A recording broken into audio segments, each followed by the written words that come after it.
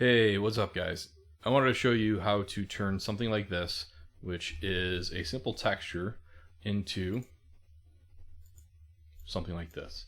So this goes into what we're going to be doing for our final project on using textures to drive objects. And this is actually a very easy thing. So we're going to actually take this one and we will, let me just save right now.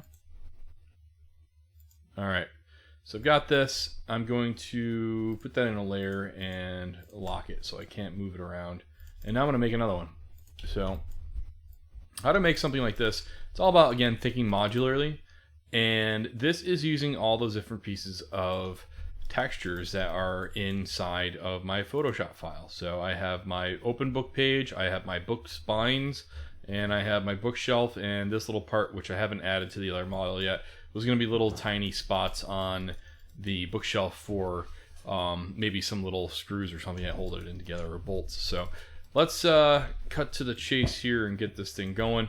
Again, since this is a modular asset, I'm going to try and keep it at a certain length and height. And so for this, let's say that we're going to go here to here. So that's going to be about 4. Scale it down a little bit, and let's look what our UVs are doing. Okay, that's our predictable upside down T unwrap. That's done.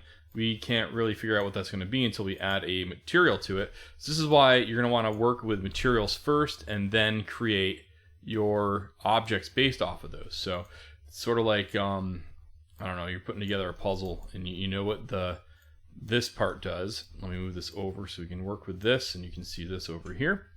All right, so right away this is wrong. It's just a lot of stuff that I can't work with. So what I need is this top, front, back, and bottom. And what I'm going to do is UV and cylindrical, and I want this to be, so I'm going to press that little gizmo and rotate that up. I want that to be a -90.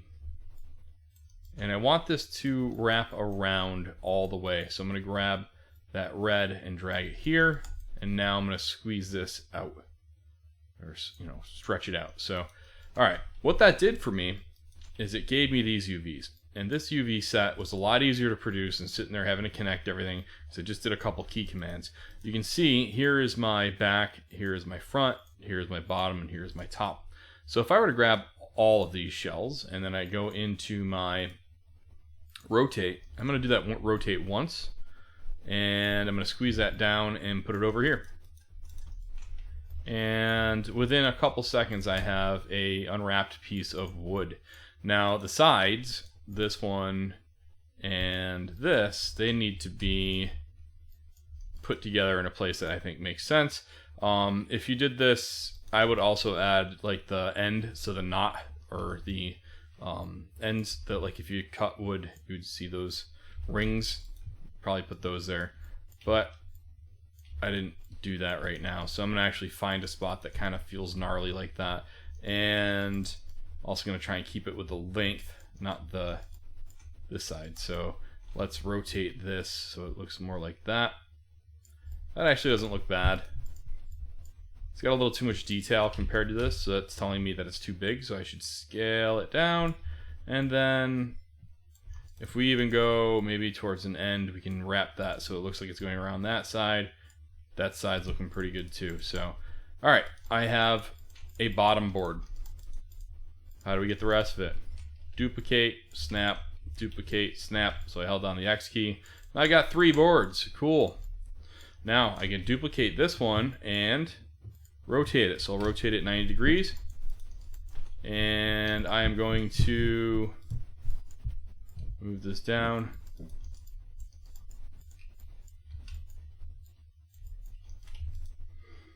And I'm going to move this over and duplicate, snap, duplicate, snap.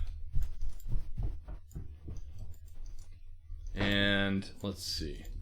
This snap is working, but it looks like I have to adjust some other stuff here. So let's see if we can get these other pieces to fall in line here. All right, so that's looking okay. That's good. Where's my pivot point on this? So my pivot point is in the middle. So since this is modular, I can just take some of these pieces and bring that in. All right, so that's looking pretty good. There's sort of a bookshelf. Let me squeeze this down a little bit. There we go.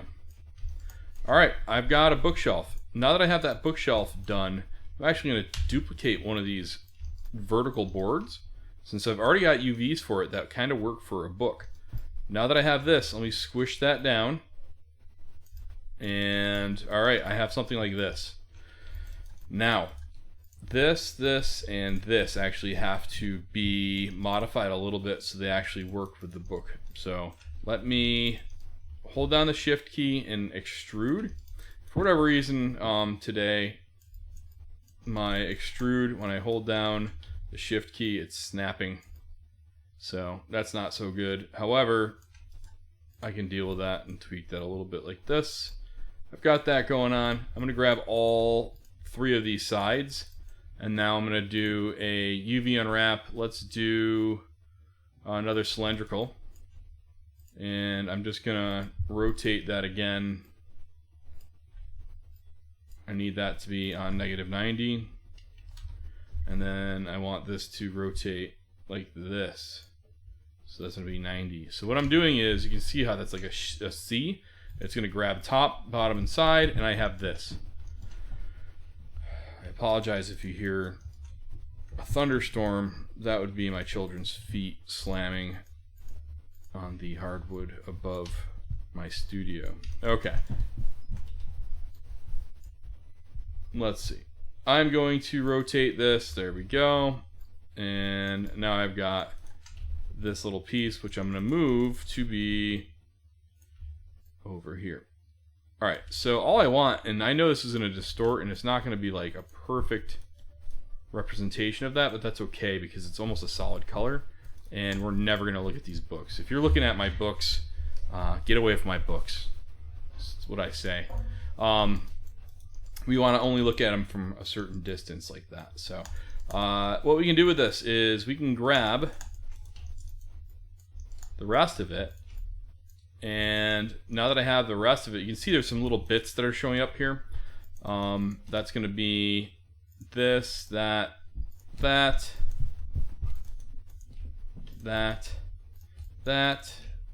and these. We're going to do another cylindrical. So UV, cylindrical unwrap.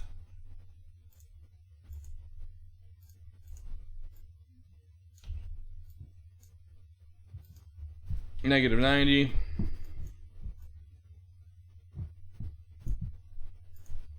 -90. Okay. Now, I know it looks a little bit weird, but that's okay. I'm going to scale this thing down and rotate it. And I also want to make sure that I'm rotating it so it actually makes sense again. So that's 90. Let's throw that over here. Okay. This should be like a solid color. So we don't want it to have any of the binding on there. So I'm just going to grab something maybe going closer to around here. I'm going to scale that so I have something like that. Now that I have that, I know it's got a little bit of a distortion to it on there, but that's okay.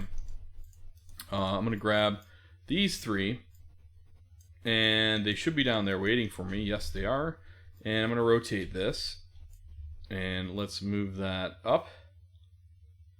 And let's move this over. Scale it down some more. And scale it down some more. Bring it over to here. Go to my UVs, and I'm going to grab those middle pieces and stretch them out a little bit more. So that's the spine of the book. And I'm going to bring this one and that one and scale that up. Okay. Now, I've given myself a lot to work with right here. That's the whole goal, is that I have more than I need. And so that's sort of how a book can be produced for a shelf. And I have a number of these. And they're very low poly. They're supposed to be, because it's for a low poly game. Now that I have that, I have decisions. Should I smooth the edges on this? Well, let's see. Mesh display, soften edge. Well, that doesn't look great. So let's not do that. So we're going to leave that alone as a hardened edge on that. And we're going to put that on the shelf. So let's move this over.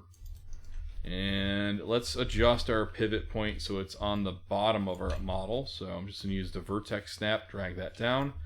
And there's a book. Now that I have that one book, I'm going to rotate this. So it's doing something like that. And I've got this book sitting on a shelf. Alright, but I've got other books here. Well, how do I make more books? Duplicate this model. Move it over. Go to your UVs. Drag these over. And just like that, you have another book. But wait, there's more. Do you hear how excited I am? Alright, I've got these. I'm going to move this over. Oh, but wait. Are you telling me you can get the entire Encyclopedia Britannica on one UV set? That's a reference from the 90s that most of you probably don't get. They used to try and sell encyclopedias to kids, or they would give them away for free on Double Dare. And the kids had to act excited that they had books the size of... well, let's just say that you could use the books to board up your windows in case if the zombie apocalypse was happening. There's just so many of them. Or maybe you can burn them for fuel. Anyways, because who needs to learn, right? What are we doing right now? We're not learning. We're having fun. All right, we got some stuff here, and they're books. Now, there's some cool stuff we can do with these. One of the first things I recommend, don't make them all the same sizes because, you know, we're making artwork that should feel unique. Also, you don't want to have a pattern going on in here. So because my models were made in a row with the colors, that means that my next group of these, if I were to choose to put them on another layer, I should probably modify the arrangement of this. So I'm going to duplicate these and move some of these over, maybe move this one over here, and that to there. This one, maybe I'll put that with this one, but scale that one down. So vary these, because that's really the best thing you could do, is to make it so they're not all feeling like they're the same size and shape. They should feel like they're different. And right now I have these books that all have one binding on the spine that is with two bands on there. Because I made it this way, I could theoretically take this and drag that down and make a larger one. Now that's going to give texture stretching on that and make it a little bit weird to look at. You could also take this and move this down and then move this one down to get that one out of there, to vary that. Just be aware that I did put in a bit of a shadow from the bottom up, and that's going to be a little bit noticeable. It's really not that bad right now on this model. So cool. How do we make an open book? That's actually not a hard thing to do either. Let's go ahead and do that. And also, let's make it so, you know, somebody... It's like when you go to Walmart and you find an entire cup of chicken that has just been eaten and then put behind Captain Crunch. Well, somebody didn't put back their library books. So let's rotate these things and put them... Maybe it was a ghost. Just shovel that. Okay, that's cool. Now, if we were to tip this one over too, maybe that looks a little bit better. All right, and then let's take some of these and in and out. That way they don't feel all the same. There we go. Now, let's make a book that's open. I'm going to take one of these books, and let's take you. Duplicate it, move it out. Let's bring it so it's 90 degrees again. And I'm going to take my knife. Dangerous. Okay. And I'm going to hold down the Alt key and the Shift key to cut down the middle. And what I'm going to do now is grab half of the book. And I'm going to go to extract. So now I should have one side and the other side. Now, when I did that, I got a little more than I should have. So let's do that one more time. And now I should have one side and another side. Let's work with this by just grabbing these now. So this middle section, I'm going to do a mesh extract on that. And then with this one, I'm going to do the same thing. Let's see, did I? Okay, let me back this up before I extract any of these things. Okay, let me just grab the spine. I'm going to extract these. So I just want these. So I'm going to take that and do a mesh extract. And now I'm going to take these and split them down the middle. So let's grab this and let's do a mesh extract. And then now I'm going to hit the D key, hold down the V key and snap that there. Hold down the V key, snap that there. And whoa, I'm going to rotate this. But first, let me reset my control because it was, oh boy, it was glitching. It still wants to glitch. Alright, let me delete, edit, delete by type history. Let me find my, oh, okay, that's why, because it's all in a group. So I'm going to grab this whole thing and do edit ungroup. And just keep doing that. I'm going to hit the G key until I don't see any more groups. Now when I rotate this, it shouldn't be causing that really terrible distortion. Alright, so I'm going to hit the V key, snap that over here, and open this up. So let's kind of look at it from the top down so we know if it's going to be to our liking.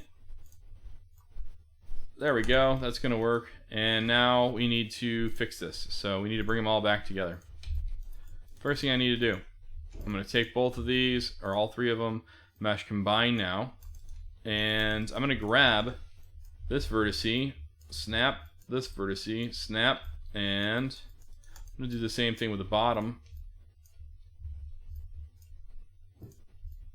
Cool. Let's merge. Edit mesh. Merge. And now let's go select this piece to that piece and let's do a bridge. And where's my bridge control? I need a division of 1. I'll fix that little spot. I'll do it now. Snap that into there. Edit mesh, merge. Let's do it one more time. From here to there. Bridge and divisions of 1, and this one needs to go to there, and we are now going to go to edit mesh, merge. Okay, now that is an empty book. Let's fix that. Let's grab all these, and let's grab all of these, and then do bridge again. That's not an empty book, but it's a blank book.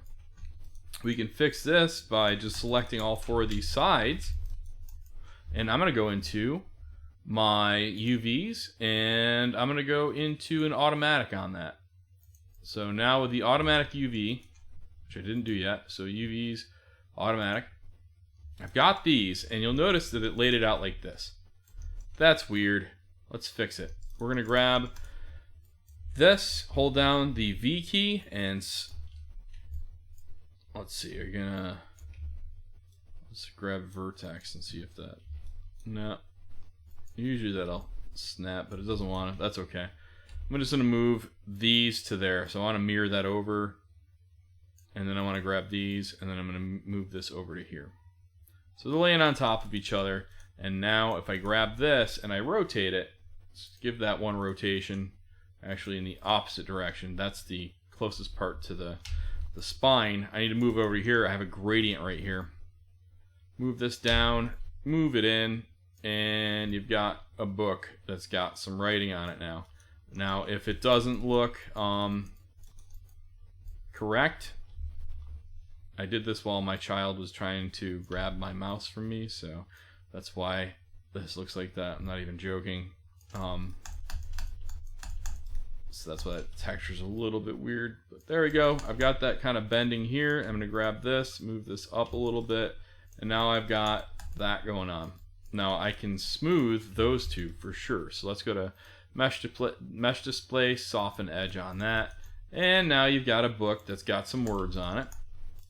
And if you don't like the fact that they're mirroring 100%, just take advantage of that by, we're gonna do a cut on this, and I want to do, let's do a flip on the V. Let's flip that, and now one side's got words that way and the other side's got words the other way. Now I did that with a little too much stuff, so let's see if we can flip it.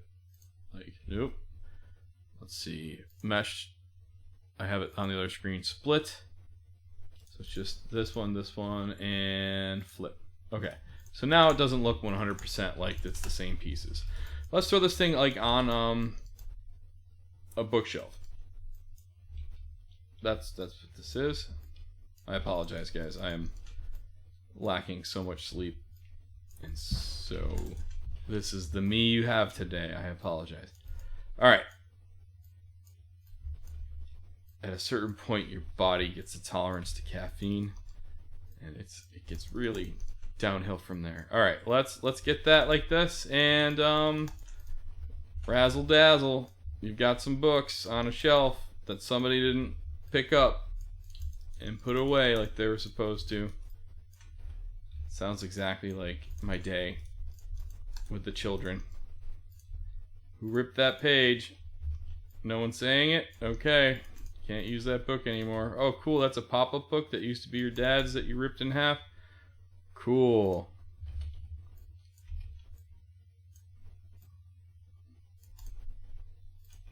Alright, we're almost at the point where we can call this like a bookshelf that might go into a video game.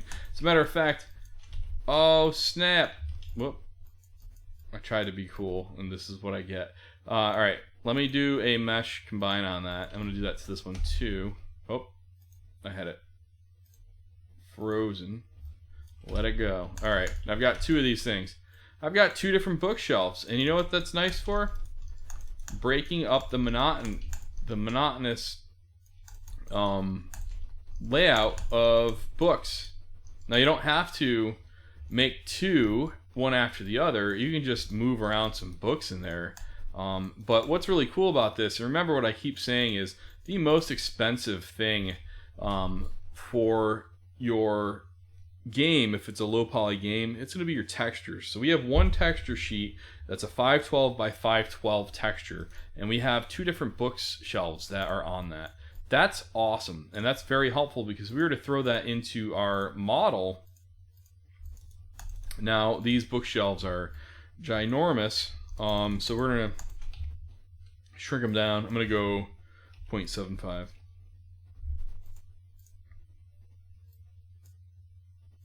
They probably need to be even smaller than that, but we're going to keep these for now. And you'll notice I've got some other stuff in here. At least I did until I started working. Oh, my torches, yes, okay. So our torches will be something that we'll explore in another video on how we can get some really cool movement, and we can upload that to a place called Sketchfab, which is currently not open right now. But I can definitely I'll be making a video for that for you guys soon. So this is coming along. Let me hide that little person that I had there, which move him over here. And let's say that this is, yeah, let's get that down to 0.5. That seems to make a little bit more sense. And again, hit the D key and snap that to the base, so that way you can grid snap that to the ground. All right, you've got some stuff in your level now. It's not just this empty world, but it has some flair. We also have some spider webs in the corner that I'll show how to do that. So this is what I'm talking about for when we're making assets for the game.